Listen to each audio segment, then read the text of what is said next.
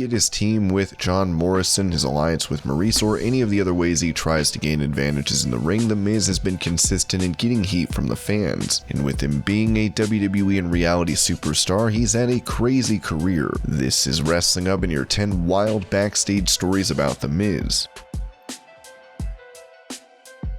Before we get into the rest of the video, make sure you subscribe to Wrestling Hub and turn on all notifications to stay up to date with everything in the world of pro wrestling.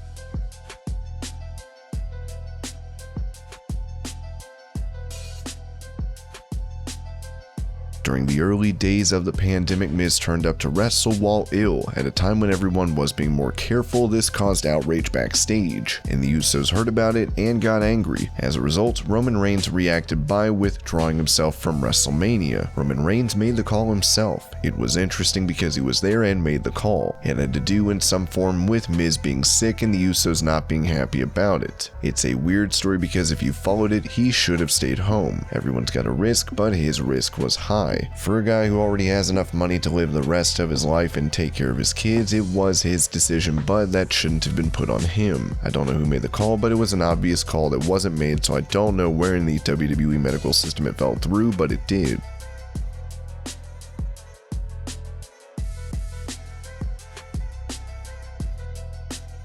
While he's appeared in multiple films, Miz has a name for himself appearing on reality TV, coming full circle from his MTV origins. When he first started a movie, he texted The Rock with him sharing the advice given. I texted Rock because let's face it, he's the biggest action hero in movies, so I said, "What's your best advice?" And he told me to just be natural. He said that too many guys try and be this big guy, but it ends up looking robotic. He told me to act natural, have fun, and enjoy these scenes, enjoy yourself.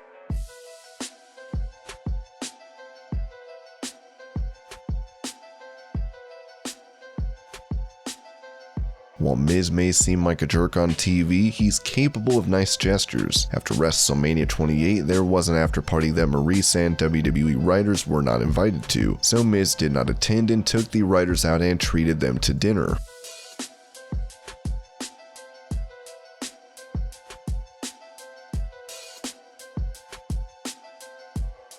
Those in pro wrestling usually don't take kindly to what they see as outsiders coming into the business. When Miz came into WWE from a reality TV background, he was not liked by those wrestling for the company, one of those being JBL. When it came to JBL, there's been talk about his history of bullying backstage. While Miz was unfortunately destined to be his victim, JBL was not restricted to taking shots at the Miz behind the scenes, as he would call Miz out on TV and would make fun of him on commentary. He even admitted the same in an interview. Did I haze the Miz? Hell yes. A lot of people want to talk about me and my hazing. Yes, I did. I make no apologies about it whatsoever. When I started, guys were hazed, and for good reason. They wanted to know that in a riot, which we had a few back in the day, were you going to be on the side of the boys or the fans? Nowadays, there's no room for it. The corporate, sterile world that is WWE. When Miz came in, most of the hazing was me working, me on the mic, me talking to him. I gave him as much advice as I possibly could because I thought he had the ability to be a good heel, but I'm not going to apologize for hazing him.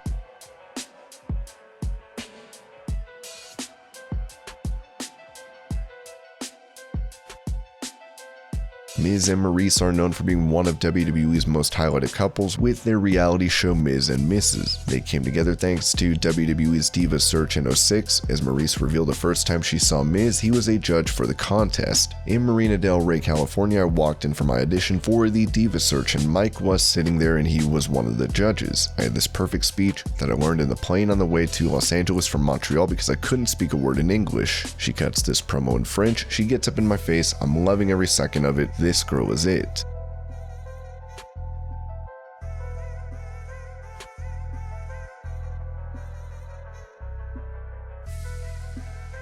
No one can call Miz a normal person. He has his odd quirks. He tried to make simple attempts to get Maryse to go out with him, including group dinners. When that failed, he went for something bigger. Maryse revealed they were in Kansas City and she was trying to get back to her hotel. Miz called her on the phone to pull over at a specific spot. As she recalled, it's 2 in the morning. I'm trying to get back to my hotel and you call me on my phone while you were driving nearby. You said, pull over, pull over. I found myself in a parking lot of a porn shop. Miz explained, you might think this is a little weird, but I don't want to get in the friend friend zone. I wanted her to know where my mind was at. But it worked, alright? We sat there in the parking lot and talked for 3 hours with a person that doesn't speak English. That's an A+ in my book as a first date.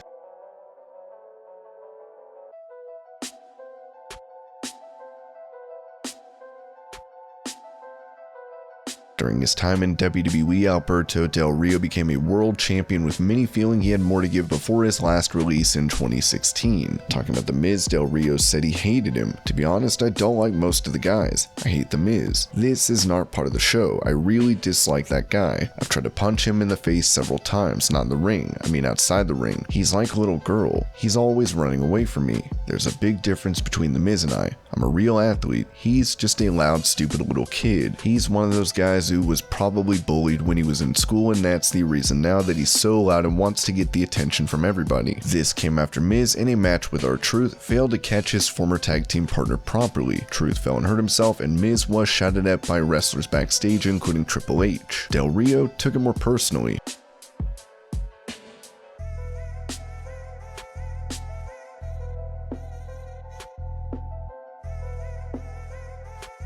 One of the best moments of The Miz's career came when he cut a promo on talking smack about the style of wrestling that he practiced and why it was better than the high-risk style of Daniel Bryan. The promo was off the cuff, however there was something in it that was premeditated. Miz told Bryan before that he wanted to vent on the show, and Bryan had given him some tips of what to do. Miz had asked Bryan to hit him, but Bryan said he would simply walk away. It was admittedly the better move and left an impression on the audience. After the promo, Triple H said Miz was the best promo in current WWE.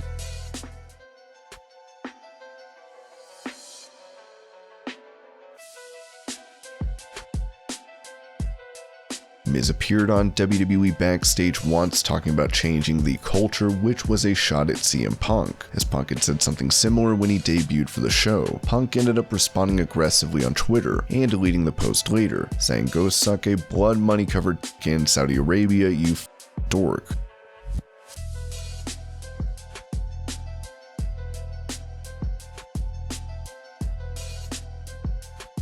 In 2006, Chris Benoit told Miz he could no longer change in the locker room. The Miz had been accused of eating chicken over a wrestler's bag and had dropped crumbs on it. "One day I was eating a piece of chicken in the locker room. Someone comes in and goes, 'Dude, you're eating over my bag.' And his bag was right there. I was like, 'Oh, no, no, no.' He goes, 'Dude, you just got stuff all over my bag.' I still don't think I got stuff on his bag, but I was saying, 'I'm sorry, I apologize.' Another person walked in, 'Oh, you got stuff on his bag? How could you do that?' Unbelievable. And I thought they were joking. It was almost like I was taking the chicken and just throwing it in the locker room and just smearing it all over the place. That's what I felt like, and I'm appalled. I'm so sorry, I did not mean to do it. I'm just trying to do the right thing here." And Chris Benoit goes, "You were not allowed to dress in our locker room. I think you should just stay out of the locker room." Eventually, it would be The Undertaker who gave The Miz permission to change in the locker room again after 7 months. Benoit apologized to The Miz later and made sure to make it known that it was only because the traditions of the locker room were to be respected. During this time, The Miz had to change in his wrestling gear in the bathroom. Jim Ross also talked about the incident and revealed how close he came to getting beaten up. Chris Benoit policed his territory. Benoit represented the business as best he knew at the time, but he didn't take it to the next step and put the crossface on The Miz or beat him. If he beat him up, none of the talents would have said anything, but nobody deserves to be physically assaulted at the workplace. The verbal thrashing, have at it. Exile, have at it. Physicality ain't gonna happen. Back in that time, WWE was very different from the company that it is today. And these were the wildest stories about The Miz. I hope you're all having a great day. Thank you so much for watching, and I'll see you later.